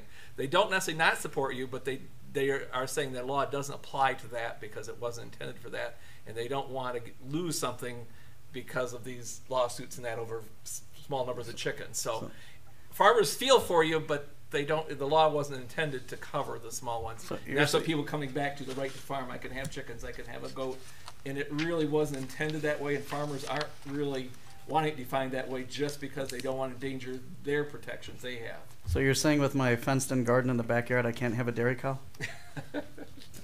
We have to weigh her to see which class she's in. Yeah, exactly. I'm not getting involved in that conversation. So do you need a motion to table?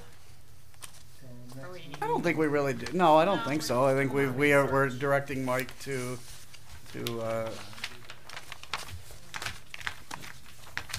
to get his ducks or chickens, as the case may be, in a row here for us. And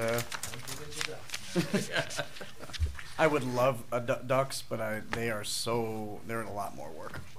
You got to keep fresh water for them, and like for them to swim around in. And in the wintertime, their feathers can freeze up, and yeah, it's yeah. Well, yeah, yeah. So. The freshwater issue is a big one. Yeah. All right. So, moving on, we have new business. We have no new business. No. So we will move on to reports. Glenn, we've picked on you all day. I'm going to start with you again. I think I've said everything I intended to say and probably a little bit more tonight. Okay. So, again, I come back to we don't always need more rules. We just need more ones that make more sense. Stacy? AC? I'm going to go. Gotta switch it up. Yeah. Switching it up. Yeah, making sure you're awake. Hey, well, I had an exciting day today. I went to the On the Road 2018 regional meeting, MPA, that we talked about at the last meeting. It was a good meeting, and I think about you all so much. You brought presents? Everywhere I go. I'm trying to say this with straight face. No, but I did bring you some information I thought was useful, so if I can pass it down. Even the zoning administrator, I got you a packet. I'll give you Lloyd. It says Karen. Yeah. Oh, How many press all they're down? named. Okay. Yeah, I wanted to make sure I got everybody. Yeah. I told you I think about you all. I want you to know I know your names. Look But, at that, you it even was- spelled it right. It was really, really interesting. There's pretty much 2 sessions that pertain to what we do. And the other 2 sessions were more for superintendents, clerks, and trustees. The only thing I want to bring to your attention, if you look to page, I'm sorry, I believe it's page 13, where it says number 25, Planning Commission. And I'm just bringing this up because I've been bringing it up for the last Where are you? 5 Top of the page. Top of the page. Oh, okay. There's a little round circle. Yeah, yeah. It just talks about how we are appointed and what we represent. And if you look 1, 2, 3, 4, 5 down, I guess I bring this up every year. And I think we should be aware of it, particularly the supervisors should be aware we're making these appointments, that we are to be representative of the important segments of our community, economic, governmental, educational, etc.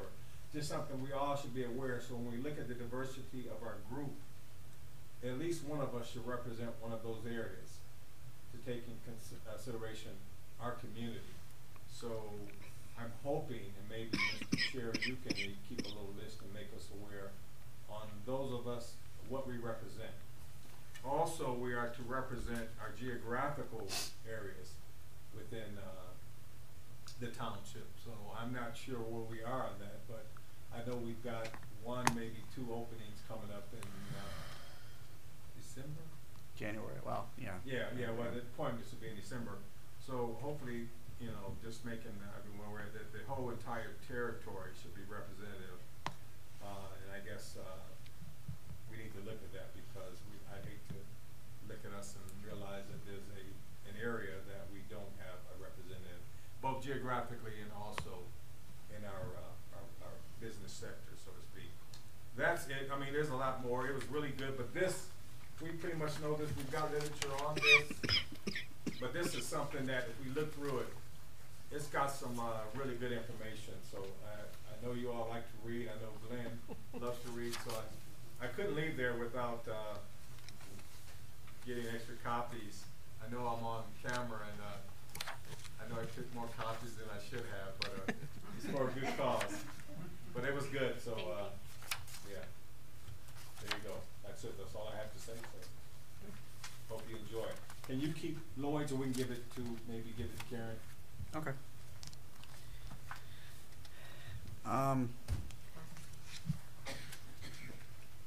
Thought Pat was shaking his head earlier.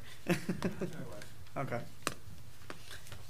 I actually don't have much tonight, other than to say, I, as usual, appreciate the spirited discussions that we have. I am always proud that our board actually talks things out and does not just, you know, willy-nilly rubber stamp some things.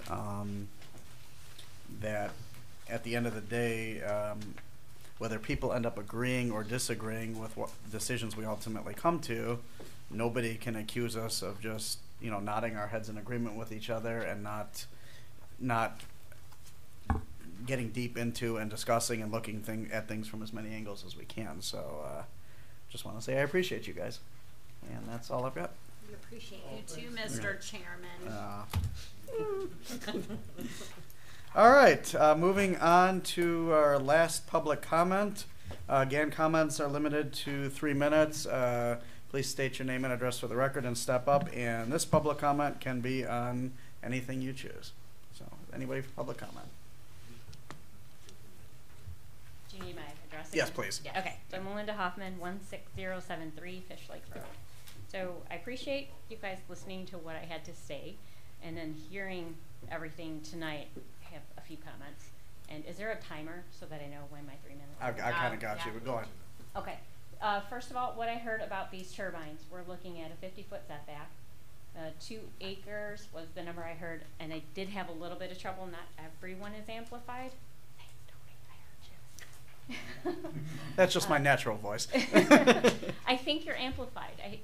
You do come through a little bit louder. Okay. There was something mentioned about the sound of 45 decibels for the turbines. So I'm just thinking with respect to my love for animals, especially the roosters, I'm curious what the decibel is for a rooster's crow. Is it going to be equal, louder than what we're allowing for these turbines? And I understand there aren't going to be turbines all over Holly. But if it's a consideration for a wind turbine, maybe we should also consider that with the animals. I'm not really sure. I'm sure we could Google it easily. How loud is a rooster's crow? You don't want to know, and you don't want that in there. I have a recording of my rooster, and it's obviously not very loud. But so moving on from there, we're just taking into consideration the numbers that were thrown around for the turbines and kind of relating that to roosters. And it didn't seem to make a lot of sense to me that we're going to 2 acres and then the 50-foot setback. But then I still feel like what I'm hearing is a lot of limits on what we're going to do with chickens from this point forward. I will say I have 0.8 acres. And I have had anywhere from 6 birds to 18 birds in the last 5 years. So if you're talking about an acre and up, I'm back here going, oh, okay, well, I'm already disqualified from all of that. So I would request that we consider a ½ acre and up, because I grew up in Detroit, lived there for 20 years. I can tell you that when you say a lot size is small, that's relative. I have 0.8 acres now, and that compared to where I grew up in Detroit, it's massive. To me, that is a very large lot. My closest neighbor has 2.5 acres, and his property or his structure is on the opposite end of the property. So I can't hear him when he's outside. We're so far away from each other. I have some other notes that are kind of all over the place. I was running out of room here. There is a question about the size of a coop and whether or not the birds will be too crowded or mistreated. Most of the people that I know that have chickens have purchased them locally from the Tractor Supply and the farm store. They also all sell coops. They're designed and they're very specific for how many birds they'll hold, how many places to roost, and all of that. So I don't know that that's really going to be an issue. There will always be cases of hoarders, but I don't think that's the general population of Holly. Other than that, I'm going to come back with a more organized set of comments here. I think you see where I stand when you're talking about anything over an acre. Like, I'm already out of that. I'm at 0.8. All right, hold on 1 second, because we are over 3 minutes. We can extend that. Does the board agree to give her 3 more minutes? Yes. Okay, thank you. Go ahead. Okay, thank you. So I'm going to just kind of check out, because I don't want to be repeating things, but I really did run out of room here. And then the birds themselves. So they're available locally for purchase in the springtime. I know that Family Farm and Home has started offering a second season of chicks. So what I had run into over the last 5 years is if I buy a half a dozen birds, which is the requirement minimum, you have to buy a half a dozen at a time. So if I start with 6 birds, if the hawk gets into my yard, I may end up with only 3 birds, and then I'm halfway through the summer. I can't repurchase for almost another year and get eggs again. So there would be that part of the limiting. If I'm only allowed 6 birds, and I lose 3, either through the raising phase, they're sick, you don't know yet, or it ends up being a rooster at 4 months, and I have to figure out how to rehome it. I may only end up with 1 or 2 hens by the time laying season comes, and I have to wait almost the entire year before I can get eggs again.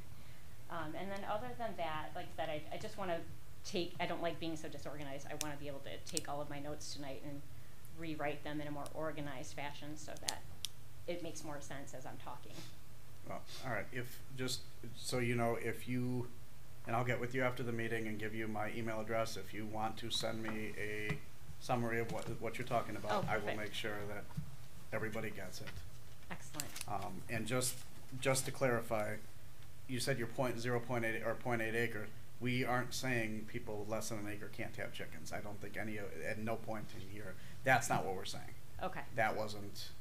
That was the 15. That's where we were saying. That's where we were talking. I said 10. Glenn said 15. We're saying 15. We'll probably 10 to 15. Yeah. 10 to 15 for under an acre. For under an acre. Yeah. We were talking about no. We were never talking ever. No, we were talking about possibly about no roosters in the smaller lots. Okay. But not no chickens. I have Thank you. much less than. It was very hard for me to hear. Yeah. I sat as close as I could, so I apologize for not making. No, you're okay. Sooner, I didn't want you leaving here thinking that We were just eliminating. that we were That's right. that That's you what were private eliminated. messages Yeah. for, right, Tony? Right. So, but yeah, that's send me. all I have. I will all right, organize yeah, everything. and send that it to I me, wrote. and I'll get it. Excellent. Okay, thank you for your time. Tony, if I could just make 2 quick follow-up comments. First, we talked about the 45 decibels. That's about the sound that a refrigerator hum makes. Right. Right? So that is like ambient noise. Yeah. Right? So basically, we don't want to be able to hear the wind turbine off your property. And then for setbacks, we were talking about 400% setback. So however tall it has to be 400% of that from the property lines. Okay. So if it's 500 feet, it has to be 2,000 feet. So almost half a mile from the property line. Okay. So, I think we were being, with the first draft of the chickens, it was very consistent with the wind energy ordinance by being a little bit more restrictive. From my perspective, it's always better to be more restrictive to start out with, and then you can loosen things up later. Yeah. It's like once you squeeze the toothpaste out of the tube, you're not getting it back in, right? So that's just my philosophy. Okay, thank you. All right. Thank you. Anybody else? Yep, step right up. No? Oh, I thought you had your hand up. Okay. Anybody else for public comment? Yeah, Richard, anything? No? Angela? Yeah. She hasn't spoken for quite a while. I know. Angie Lemon, 116 College Street, just an observation. The trees over by the Consumers Energy. I was waiting for you. That's why I was staring at you to say I something. forgot about that until No. just now. Is there something going to be done about that or what? Just out of curiosity. I mean, if the way they look right now is just All dying. terrible, the Fish Lake trees Road, I all think, along right? for the Consumers Fish Lake Road. Energy, they're all dying. Yeah. Okay. They're brown. Basically, most of them, and the ones that aren't brown yet are starting to turn brown. But, either take them out or replant or what? Because coming to the meetings that I have been coming to, wasn't there something about that they had to be, looking? Yeah, I mean, there's landscape Yeah, I thought requirements, that and was part of part that of- requires maintaining the That's landscape. what I thought. But I Yeah. thought that we weren't allowed to, that the site plan that they presented to us was a courtesy. No, courtesy. no. As far as the exterior landscaping, Mike, I believe we. I always say they're in violation of their site plan, and that treat them as anyone who's in violation. Write them a letter, tell them their landscaping is no longer in compliance. You have, it's end of the season, right? So I don't know when the appropriate planting time is for that type of trees, but, so maybe give them a little bit extra time to. This really hot summer would put a lot of stress on those larger trees like that. It would have been very- But they gotta basically build the berm with that probably. So they do. Right, so that's part of the violation, right? But it's finding the, right. We don't want to tell them they have, 15 days to put it in, because that's not, I don't believe that's a Realistic. reasonable, right. No. It's, That's what I was thinking, as it stands right now, if they can't plant trees, maybe they should take them out, the ones that are looking dead, I don't know. Just, But that would be in cause to me, violation, that looks too. like it could be a fire hazard, as they stand right now, So that would fall under the, Code enforcement, yep. And, A letter, no. I don't know, that was just No. an observation. I was gonna bring it up in my report, but when I saw you sitting here, I figured, step right up.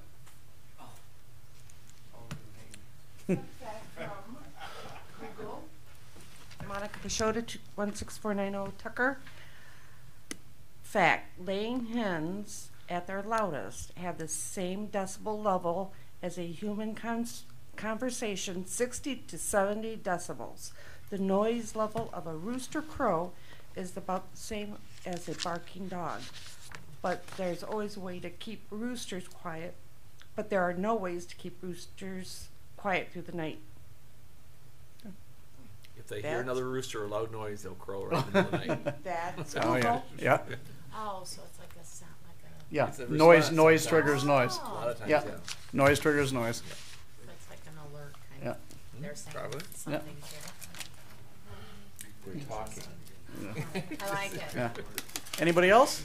I'll talk to you in a minute. Going once, going twice, hearing none. We will adjourn this meeting at 8:31 p.m. Thank you, everybody, for coming. No. So I've been looking at the ordinance online, and I don't see any setback requirements for driveways. It talks about that